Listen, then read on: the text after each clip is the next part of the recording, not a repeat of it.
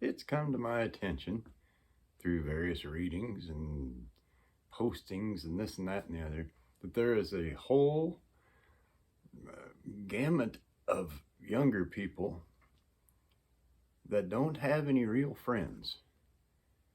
And I find that one of the most tragic things that I'm going to try to unpack here. This business of friends. And it's been on my list for quite some time. I didn't quite know how to kind of unpack it. I've got a list, see, of topics, things that interest me that I'd like to relay to you. After putting some careful thought into it for quite some time, I came to the realization that most adults don't have a whole lot of real friends either. And in realizing this and reflecting on myself, it made me really, really appreciate that I am a very blessed and fortunate man when it comes to friends. Seems like it starts in school. And not necessarily that you build your lifelong friends if you have some through school necessarily, but it gets you used to interacting with people that are not part of your family. And well, I think I like this kid and maybe we can hang out, and then you find out real quick, or maybe you find out a couple months later, saying, I don't necessarily like that guy. And that's the learning curve, right? And that could happen at school, maybe it happens at your church, maybe, I don't know, Through life experiences, you interact with different people, and some of them have the same weirdness that you have.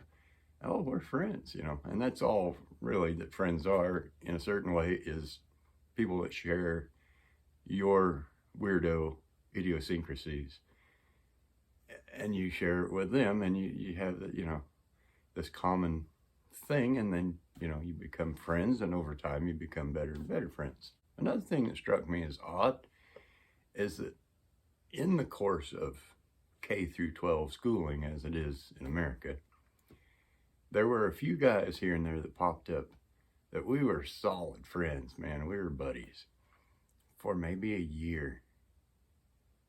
And then later on in jobs, maybe a year and a half, we're tight friends, man. We're buddies. And then something happened. Either the next school year came and they had different classes and you saw each other in the hallway. Hey, man, how's it going? Good to see you.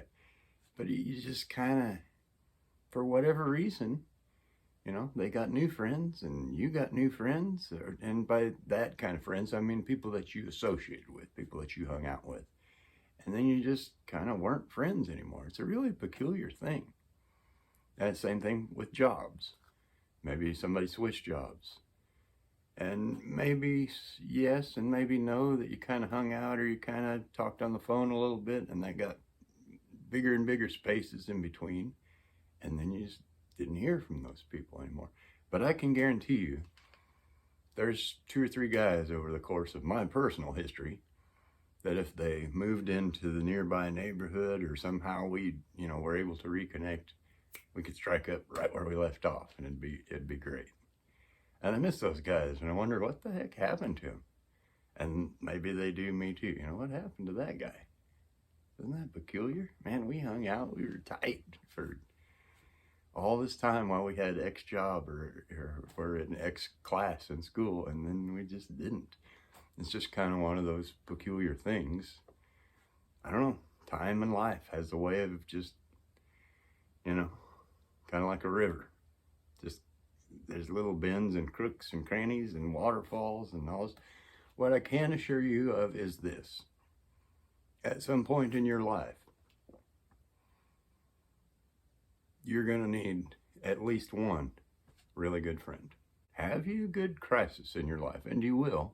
Make no mistake about that. And you're going to find out that you could really use a friend at that time. But this business of young people feeling or being extremely isolated in a sense, and you've got the whole world at your fingertips through your phones and your gadgets and this and that, and it seems like people's windows are shrinking down where they're isolated. And I find that just a travesty, honestly. There's a whole, I don't want to say subsection, but a whole other part of humanity in the world that I'm not even qualified to speak on because I don't understand it. I don't know how it works. And that part is females. I don't know how that dynamic works. I know that some of them declare that they're just BFFs, best friend forever. And then they're not. And they hate each other's guts. It is just bizarre to me. So, but you said 2 weeks ago, this is just infallible. And now you can't stand each other. What happened? I don't know. I'm not a female. I don't know how to address those things. So I'm going to just ignore all that. Sorry. I don't know. I'll be the first guy to tell you. So maybe it starts in school, or we'll get to the job part in a minute. But maybe it starts in school and you're kind of learning, you're kind of figuring out who your people are and vice versa. And I didn't have any really good friends until much, much later in school, like junior high, high school. And some of those guys I met in high school are still my core group of friends. I've got a very small amount. I'm talking like 3 or so, a handful of friends that I've known for 30 plus years. Man, there's marriages that haven't lasted 30 years, tons of them. There's almost no vehicles last 30 years. I mean, some, but most not. There's all kinds of things you could look at and say, that's a long time. I know that's a blip in the big picture, cosmos, ether, blah, blah, blah, blah, blah. As far as human things and interactions, business ventures and what have you, 30 years is a long time, man. And I'm proud of that. And I'm amazed that they could put up with this guy for over 3 decades. Something else I'm seeing is that, seems like to me, that the younger people don't want to hang out with people that they work with. It's like I see them people all day, or, I work at the same place. Last thing I want to do is talk about work on our free time. So I decline any invitation to go hang out after hours. The trouble with that is you might be missing out on what could potentially be your very best friend, and you don't even know. Something as simple as that. My advice to you is take up the invitation at least once and go. And if work comes up and you don't want to talk about work, and I don't unless I'm making fun of it, with people that weren't there or something of that nature. But if that subject comes up with a co-worker and now you're on your own time, just simply tell them,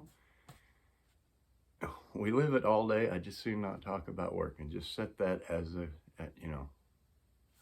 here we are, whether it's a restaurant or a club or wherever you are hanging out and spending your free time. I just soon not talk about work. And if they continue to bring it up, I'm not talking about work.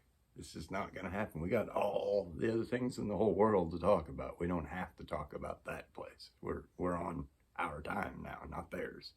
Especially with the younger people, it seems like. You're not even opening yourself up to the possibility of making friends. Maybe you go to the dinner or the club or wherever it is that you're going to potentially hang out or do something that isn't just you in a room on your phone all day. Give it a chance. You don't know. But to isolate down to that base level, people are social creatures. They just are. And I can't imagine the loneliness that can come with that. And I don't think there's a whole lot of good. You're going to need someone to bounce ideas off of. You're going to need someone to laugh with, which is incredibly important just in everyday life. There's only so much laughing at yourself or laughing at everybody else or whatever the case that you can do. You got to have that interaction. You just do. And another thing that happens, maybe a guy's a social guy and then he meets a female and she kind of is dictating who his friends are now. That doesn't ever seem to happen the other way around, but I've seen it happen with men. Well, I don't know about that Tim guy. And I'm just speaking for myself. Any type of relationship I've been in that like that with a female, and I don't know about so and so, I always say the same thing. You're exactly right. You don't know. You don't get to decide who my friends are. That's just not. It doesn't work that way. More to the point,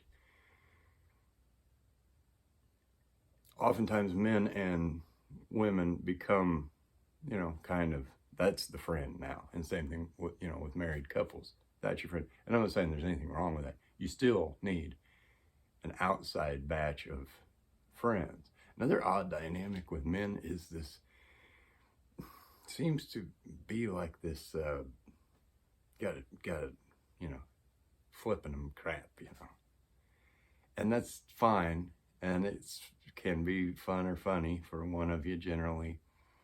But at some point in the friendship, then you get beyond that. That's my friend. Why would I insult my friend? And yeah, once in a while, it's harmless and it's fun. But guys tend to hang on to that. And what it amounts to is this like loose affiliation then. Oh yeah, whoever, Jim down the street, yeah, he's my buddy. But you're not friends. It's just like, hey, how's the yard coming along? How's the, the superficial. What you're gonna find out, like I said, is at some point you're gonna need some, and the longer you are friends, then you can trust those people to tell you when you're doing something stupid. And you probably need to hear that. Whether or not you act on that or not, accordingly, you need to hear it. There has to be some kind of a leveling mechanism. This is just my experience. I mean, I've been on this sphere for almost 5 decades. I've met thousands and thousands of people. And there are a select few that I'm damn proud to call my friends. And I hope that they can say that about me. So for the younger people, I highly recommend, if you're in that boat or your only friend is your significant other, your spouse, just take the chance. Go out to dinner. Go out. It doesn't always have to work out. And you might go through 45 of them people before you find your person, your buddy. Because I think it's crucially important as a society. And I hate to use the they don't want you, somebody somewhere loves the way this society is going, where it's just isolating down, shrinking down. Well, I can get my groceries at home and I can have everything delivered and okay, here you are. Now what? Now what are you gonna do? Now who are you gonna maybe offload, I don't know, the fun or the tragedy of the day, or you are not gonna believe this type thing. Another interesting thing that I've learned, especially through mediums like Facebook, people have 1,692 friends, and it turns out they don't really have any. That's what I mean by the loose affiliations, just people you know. Those are not friends. I wish, sincerely, that everyone alive could experience the same experience I enjoy and am beneficiary to, which is a core group of friends, or as I refer to them as, the core outlaws. Because sooner or later, you're going to need it. I'm hopeful that there's some benefit in this. I'm hopeful that if you are one of those people that don't have any actual real friends, that you try something different. Man, especially there's online forums, there's groups, you see a flyer in the store, hey, there's I don't know, a classic car show, and maybe that's your thing. There's a fishing group, maybe that's your thing. Bowling is like the 60s, but maybe that is your thing. Try it. Go out there. You got nothing to lose because you don't have any friends right now. I'm not knocking you. I'm trying to encourage you to enhance your life And you'll be amazed. Sooner or later, you will be amazed. You can't just, I mean, you can, but I don't recommend just shutting down. Just, well, I tried that once, and whatever bad outcome or whatever waste of time or whatever. So what? So you're out the cost of a meal, or you had to get a shower. You needed one anyway, Try. Put a little bit of effort in it. Give it a try. Man, you got nothing to lose. If you want to, you can put comments in the place where the comments go. You can like the video. You can share it with the arrow. There's at least 3 options that I know. All that stuff helps the channel grow. I thank you for watching. And I'll see you next time.